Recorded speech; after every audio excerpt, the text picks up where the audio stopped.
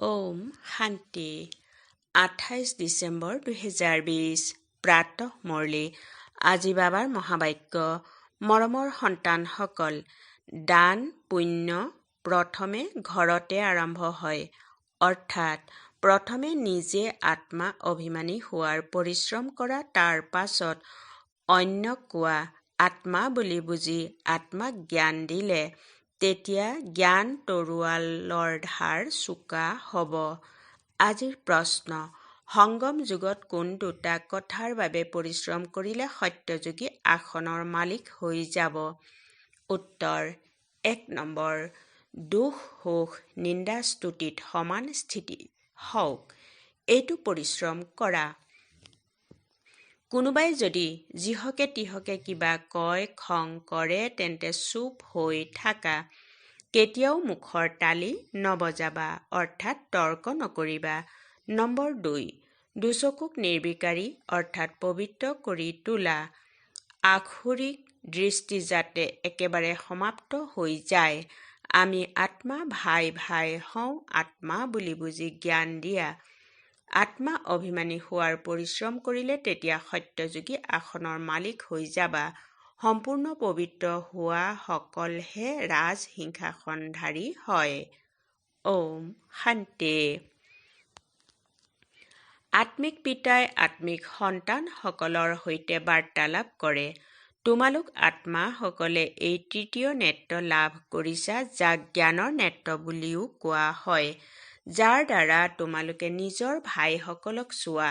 গতিকে এইটো বুদ্ধিৰে বুজি পোৱা নহয় যে যেতিয়া আমি ভাই ভাইক চাম তেতিয়া কৰ্মেন্দ্ৰিয়সমূহ চঞ্চল নহ'ব, আৰু এনেকৈ কৰোঁতে কৰোঁতে দুচকু যি আক্ষৰিক হয় সেয়া মাৰ্জিত হৈ যাব। পিতাই কয় যে বিশ্বৰ মালিক হ'বলৈ পৰিশ্ৰমটো কৰিব লাগিব, নহয় জানো? গতিকে এতিয়া এইটো পৰিশ্ৰম কৰা। পৰিশ্ৰম কৰিবৰ বাবে বাবাই নতুন নতুন গৃহ কথা শুনায়। সেয়েহে এতিয়া নিজক ভাই ভাই বুলি ভাবি জ্ঞান দিয়াৰ অভ্যাস কৰিব লাগে। আকৌ এনেকৈ যি গায়ন কৰা হয় যে আমি সকলো ভাই ভাই হওঁ, এইটো বাস্তৱ হৈ পৰিব। এতিয়া তোমালোক প্ৰকৃতাৰ্থত ভাই ভাই হোৱা, কিয়নো পিতাক জানা। পিতাই তোমালোক সন্তানসকলৰ সৈতে সেৱা কৰি আছে। সন্তানসকলৰ সাহস, পিতাৰ সহায়। গতিকে পিতা আহি সন্তানসকলক সেৱা কৰিবৰ বাবে সাহস দিয়ে। তেন্তে এয়া সহজ হ'ল, নহয় জানো? গতিকে সদায় এইটো অভ্যাস কৰিব লাগে। এলেহুৱা হ'ব নালাগে। এই নতুন নতুন কথাবোৰ সন্তানসকলে লাভ কৰে। সন্তানসকলে জানে যে আমাক ভাইসকলক বাবাই পঢ়াই আছে। আত্মাই পঢ়ে। এয়া আত্মিক জ্ঞান হয়। ইয়াক আধ্যাত্মিক জ্ঞান বুলি কোৱা হয়। কেৱল এই সময়ত আত্মিক জ্ঞান আত্মিক পিতাৰ পৰা পোৱা যায়, কিয়নো পিতা আহেই সংগম যুগত।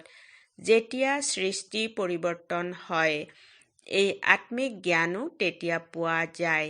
যেতিয়া সৃষ্টি পৰিৱৰ্তনৰ সময় হয়, পিতা আহি এইটোৱেতো আত্মিক জ্ঞান দিয়ে যে নিজক আত্মা বুলি বুজা। আত্মা নগ্ন হৈ আহিছিল, ইয়াত আকৌ শৰীৰ ধাৰণ কৰেহি। আৰম্ভণিৰ পৰা এতিয়ালৈকে আত্মাই 84 জন্ম লৈছে। কিন্তু ক্ৰমানুসৰি যিয়ে যেনেকৈ আহিছিল তেওঁলোকে সেই অনুযায়ীয়ে জ্ঞান যুগৰ পৰিশ্ৰম কৰিব। আকৌ দেখিবলৈও পোৱা যায় যে যিয়ে যেনেদৰে কল্প পূৰ্বে পুৰুষাৰ্থ কৰিছিল, পৰিশ্ৰম কৰিছিল, তেওঁলোকে এতিয়াও এনেদৰেই পৰিশ্ৰম কৰি থাকে।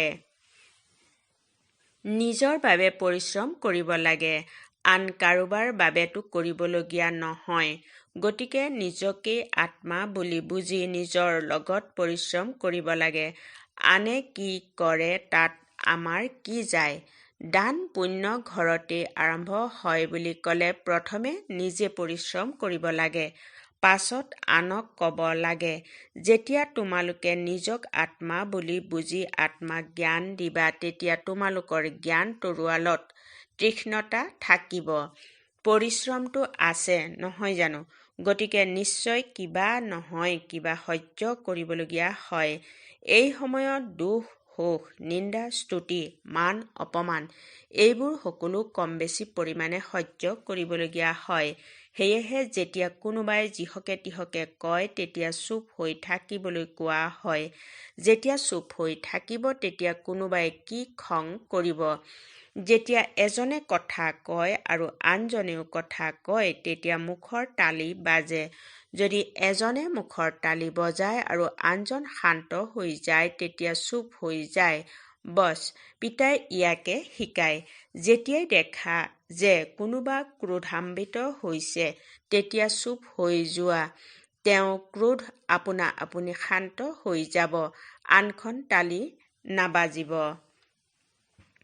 যদি তালিৰে তালি বাজে তেন্তে বিশৃংখলতাৰ সৃষ্টি হৈ যায়। সেয়েহে পিতাই কয় যে সন্তানসকল কেতিয়াও এইবোৰ কথাত তালি নবজাবা। বিকাৰৰো নবজাবা, কামৰো নবজাবা, ক্ৰোধৰো নবজাবা। সন্তানসকলে প্ৰতিজনৰে কল্যাণ কৰিবই লাগে। ইমানবোৰ যে সেৱা কেন্দ্ৰ খোলা হৈছে কিহৰ বাবে? কল্প পূৰ্বেওতো ইমানবোৰ সেৱা কেন্দ্ৰ খোলা হৈছিল চাগে।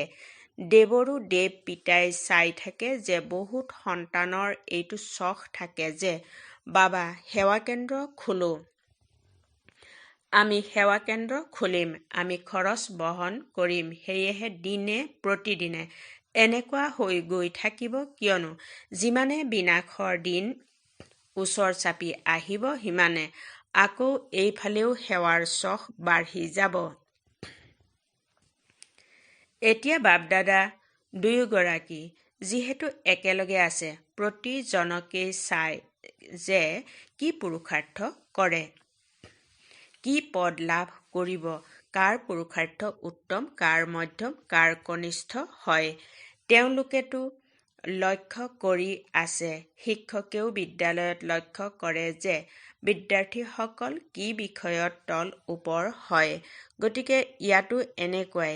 কোনো সন্তানে ভালদৰে মনোযোগ দিয়ে তেতিয়া নিজকে উচ্চ বুলি ভাবে। কোনোবা সময়ত আকৌ ভুল কৰে, স্মৃতিত নাথাকে বাবে নিজকে কম বুলি ভাবে। এইখনতো বিদ্যালয় হয় নহয় জানো? সন্তানসকলে কয় যে বাবা কেতিয়াবা কেতিয়াবা আমি বহুত আনন্দত থাকোঁ, আকৌ কেতিয়াবা আনন্দ কম হৈ যায়। সেয়েহে বাবাই এতিয়া বুজাই থাকে যে যদি আনন্দত থাকিব বিচৰা তেন্তে মনমনাভ হ'ব। নিজক আত্মা বুলি বুজা আৰু পিতাকো স্মৰণ কৰা। সন্মুখত পৰমাত্মাক প্ৰত্যক্ষ কৰা। তেওঁতো অকাল আসনত বহি আছে। এনেকৈ ভাইসকলৰ ফালেও চোৱা। নিজকে আত্মা বুলি বুজি তাৰ পাছত ভাইসকলৰ লগত কথা পাতা। ভাইক আমি জ্ঞান দিওঁ, ভগ্নী নহয়, ভাই ভাই। আত্মাক জ্ঞান দিয়াৰ অভ্যাস যদি তোমালোকৰ হৈ যায় তেতিয়া তোমালোকৰ যি আসুৰিক দৃষ্টি আছে, যিয়ে তোমালোকক প্ৰতাৰণা কৰে, সেয়া লাহে লাহে বন্ধ হৈ যাব। আত্মাই কি কৰিবনো? যেতিয়া দেহ অভিমান আহে তেতিয়া খহি পৰে। বহুতে কয় বাবা আমাৰ দৃষ্টি আসুৰিক। ঠিক আছে, এতিয়া আসুৰিক দৃষ্টিক পবিত্ৰ দৃষ্টি কৰি তোলা। পিতাই আত্মাক তৃতীয় নেত্ৰ প্ৰদান কৰিছেই। তৃতীয় নেত্ৰৰে চালে তেতিয়া তোমালোকৰ শৰীৰক চোৱাৰ অভ্যাস নাইকিয়া হৈ যাব। বাবাই সন্তানসকলক আদেশটো দিয়েই থাকে। এওঁকো এনেকৈয়ে কোৱা হয়। এই বাবাইও দেহত থকা আত্মাক প্ৰত্যক্ষ কৰিব। গতিকে ইয়াকেই কোৱা হয় আত্মিক জ্ঞান। চোৱা পদ কিমান উচ্চ, লাভ কৰা শ্ৰেষ্ঠ পদ হয়। গতিকে পুৰুষাৰ্থও এনেকুৱা কৰিব লাগে। বাবাইও বুজি পায় যে কল্প পূৰ্বৰ দৰেই সকলোৰে পুৰুষাৰ্থ চলিব। কোনোবা ৰজা ৰাণী হ'ব, কোনোবা প্ৰজাৰ শ্ৰেণীলৈ যাবগৈ। গতিকে যেতিয়া ইয়াত বহি যোগো কৰোৱা তেতিয়া নিজক আত্মা বুলি বুজি আনৰো ভ্ৰুকুটিত আত্মাক লক্ষ্য কৰি থাকিলে সেৱা ভাল হ'ব। যিসকল আত্মা অভিমানী হৈ বহে তেওঁলোকে আত্মাকে প্ৰত্যক্ষ কৰে। ইয়াৰ খুব অভ্যাস কৰা। হেৰ' উচ্চ পদ পাবলৈ হ'লে অলপতো কষ্ট কৰিব লাগিব নহয়? গতিকে আত্মাৰ বাবে এতিয়া এইটোৱেই পৰিশ্ৰম। এই আত্মিক জ্ঞান এবাৰেই পোৱা যায় আৰু কেতিয়াও পোৱা নাযাব। কলি যুগতো নাপাব, সত্য যুগতো নাপাব, কেৱল সংগম যুগতেই পাব। তাকো ব্ৰাহ্মণসকলে। এইটো দৃঢ়ভাৱে স্মৃতিত ৰাখি লোৱা। যেতিয়া ব্ৰাহ্মণ হবা তেতিয়া দেৱতা হবা। ব্ৰাহ্মণ যদি নোহোৱা তেন্তে দেৱতা কেনেকৈ হবা? এই সংগম যুগতেই এই পৰিশ্ৰম কৰা হয় আৰু কোনো সময়তেই এনেকৈ কোৱা নহয় যে নিজক আত্মা, আনকো আত্মা বুলি বুজা। বুজি তেওঁলোকক জ্ঞান দিয়া। পিতাই যি বুজায় তাৰ ওপৰত বিচাৰ সাগৰ মন্থন কৰা। বিচাৰ কৰা যে এইটো সঠিক নে, আমাৰ লাভৰ কথা হয়নে? আমাৰ অভ্যাস হৈ যাব যে পিতাৰ যি শিক্ষা সেয়া ভাইসকলক দিব লাগে, মহিলাকো দিব লাগে, পুৰুষকো দিব লাগে। দিবতো লাগিব আত্মা সকলকেই। আত্মায়েই পুৰুষ মহিলা হৈছে, ভগ্নী ভাতৃ হৈছে। পিতাই কয় যে মই তোমালোক সন্তানসকলক জ্ঞান দিওঁ। মই সন্তানসকলৰ ফালে আত্মাক চাওঁ আৰু আত্মা সকলেও বুজি পায় যে আমাৰ পৰমাত্মা যি পিতা হয় তেওঁ জ্ঞান দিয়ে। সেয়েহে ইয়াকে কব যে এওঁলোক আত্মা অভিমানী হৈছে। ইয়াকে কোৱা হয় আধ্যাত্মিক জ্ঞানৰ লেনদেন আত্মাৰ পৰমাত্মাৰ সৈতে। গতিকে পিতাই এইটো শিক্ষা দিয়ে যে যেতিয়াই কোনো দৰ্শনাৰ্থী আদি আহে তেতিয়াও নিজক আত্মা বুলি বুজি আত্মাক পিতাৰ পৰিচয় দিব লাগে। আত্মাত জ্ঞান আছে, শৰীৰত নাই। গতিকে তেওঁলোককো আত্মা বুলি বুজিয়েই জ্ঞান দিব লাগে। ইয়াৰ বাবে তেওঁলোকৰো ভাল লাগিব যেন তোমালোকৰ মুখত এই তীক্ষ্ণতা আছে। এই জ্ঞানৰ তৰোৱাল ধাৰ হৈ অৰ্থাৎ চোকা হৈ যাব, কিয়নো দেহী অভিমানী হোৱা নহয়। গতিকে এইটো অভ্যাস কৰি চোৱা। বাবাই কয় বিচাৰ কৰা এইটো সঠিক নে? আৰু সন্তানসকলৰ বাবেও এইটো কোনো নতুন কথা নহয়, কিয়নো পিতাই সহজকৈয়ে বুজায়। চক্ৰ পৰিক্ৰমা কৰিলা। এতিয়া নাটক সম্পূৰ্ণ হয়। এতিয়া পিতাৰ স্মৃতিত থাকে। তমো প্ৰধানৰ পৰা সতোপ্ৰধান হৈ সতোপ্ৰধান সৃষ্টিৰ মালিক হয়। আকৌ এনেকৈয়ে চিৰি নামি আহে। চোৱা কিমান সহজকৈ কয়, প্ৰতি ৫,০০০ বছৰৰ পাছত মই আহিবলগীয়া হয়। নাটকৰ পৰিকল্পনা অনুসৰি মই বান্ধ খাই আছো।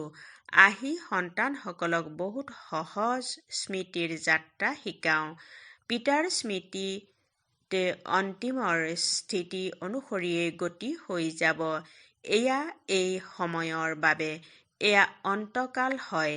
এতিয়া এই সময়ত পিতাই বহি যুক্তি শুনায় যে মামেকম স্মৰণ কৰিলে, অৰ্থাৎ মনেৰে কেৱল মোক স্মৰণ কৰিলে তেতিয়া সদ্গতি হৈ যাব।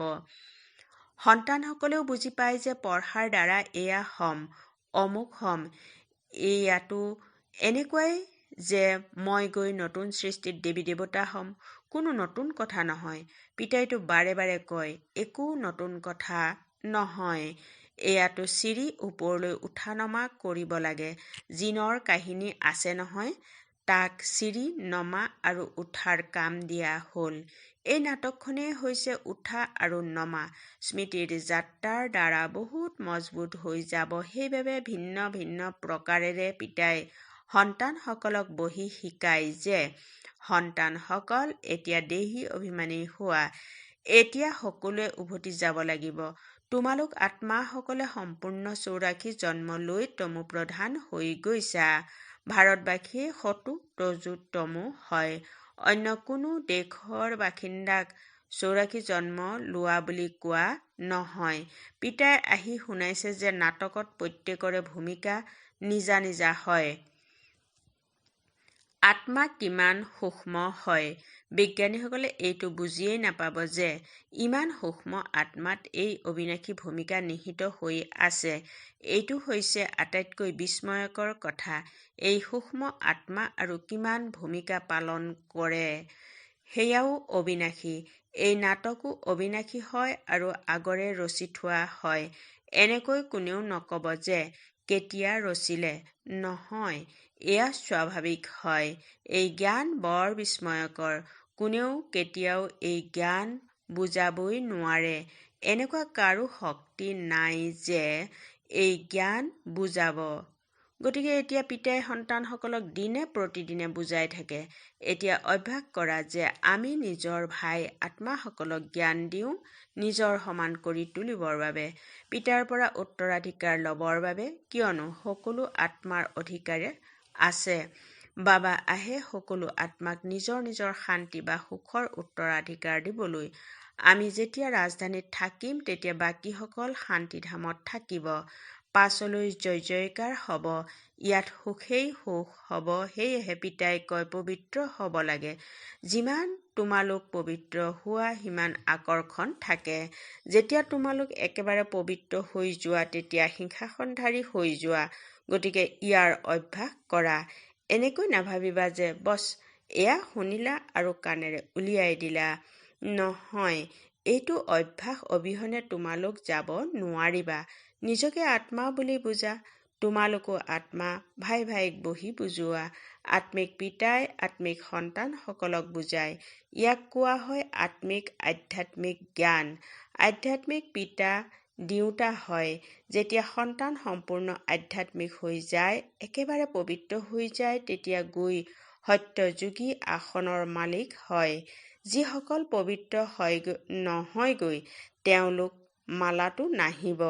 মালাৰোতো কিবা অৰ্থ থাকিব নহয়। মালাৰ ৰহস্য আন কোনেও নাজানে। মালা কিয় স্মৰণ কৰে? কিয়নো পিতাক বহুত সহায় কৰিছে, গতিকে কিয় স্মৰণ নকৰিব?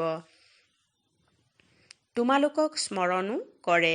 তোমালোকৰ পূজাও হয় আৰু তোমালোকৰ শৰীৰকো পূজা কৰা হয়। আৰু মোৰতো কেৱল আত্মাকহে পূজা কৰে। চোৱা, তোমালোকৰতো দুই ধৰণে পূজা কৰা হয়, মোতকৈও বেছি। তোমালোক যেতিয়া দেৱতা হোৱা তেতিয়া দেৱতাসকলৰো পূজা কৰে। গতিকে পূজাটো তোমালোক চোকা অৰ্থাৎ আগত, স্মৃতিটো তোমালোক আগত, আৰু সাম্ৰাজ্যটো বাদশ্বাহীটো অৰ্থাৎ তোমালোক চোকা। চোৱা, তোমালোকক কিমান উচ্চ কৰি গঢ়ি তোলো। গতিকে যিদৰে সন্তানসকল মৰমৰ হলে বহুত মৰম থাকে, তেতিয়া সন্তানসকলক কোলাত মূৰটো ৰাখে। বাবাই একেবাৰে শিৰত ৰাখি থয়। ভাল বাৰু। অতি মৰমৰ কল্পৰ পাছত পুনৰাই লগ পোৱা সন্তানসকলৰ প্ৰতি মাতা পিতা বাপ-দাদাৰ স্নেহপূৰ্ণ স্মৰণ আৰু সুপ্ৰভাত। আত্মিক পিতাৰ আত্মিক সন্তানসকলক নমস্কাৰ। ধাৰণাৰ বাবে মুখ্য সাৰ নম্বৰ 1। গায়ন আৰু পূজন যোগ্য হ'বলৈ আধ্যাত্মিক হ'ব লাগে। আত্মাক পবিত্ৰ কৰি তুলিব লাগে। আত্মা অভিমানী হ'বলৈ পৰিশ্ৰম কৰিব লাগে। নম্বৰ 2। মনমনা ভৱৰ অভ্যাসৰ দ্বাৰা অপাৰ আনন্দত থাকিব লাগে। নিজক আত্মা বুলি বুজি আত্মাৰ সৈতে কথা পাতিব লাগে। দুচকুক নিৰ্বিকাৰী কৰি তুলিব লাগে। আজিৰ বৰদান: সদাকালৰ মনোযোগৰ দ্বাৰা বিজয়মালাত গুঠা যাওঁতা বহুত সময়ৰ বিজয়ী হোৱা। বহলাই এনেদৰে কোৱা হৈছে: বহুত সময়ৰ বিজয়ী বিজয়মালাৰ মণি হয়। বিজয়ী হ'বলৈ সদায় পিতাক সন্মুখত ৰাখা। যি পিতাই কৰিলে সেয়াই আমি কৰিব লাগে। প্ৰতিটো খোজত পিতাৰ যি সংকল্প সেয়াই সন্তানসকলৰ সংকল্প। পিতাৰ যি বাণী সেয়াই সন্তানসকলৰ বাণী। তেতিয়া বিজয়ী হবা। এই মনোযোগ সদাকালৰ হ'ব লাগে। তেতিয়া সদাকালৰ ৰাজ্যভাগ্য প্ৰাপ্ত হ'ব। কিয়নো যেনেকুৱা পুৰুষাৰ্থ তেনেকুৱা প্ৰাৰব্ধ হয়। সৰ্বদা পুৰুষাৰ্থ থাকিলে তেতিয়া সৰ্বদা ৰাজ্যভাগ্য থাকে। শ্লোগান: সেৱাত সৰ্বদা উপস্থিত হৈ থকা এয়াই স্নেহৰ সঁচা প্ৰমাণ। ওম শান্তি।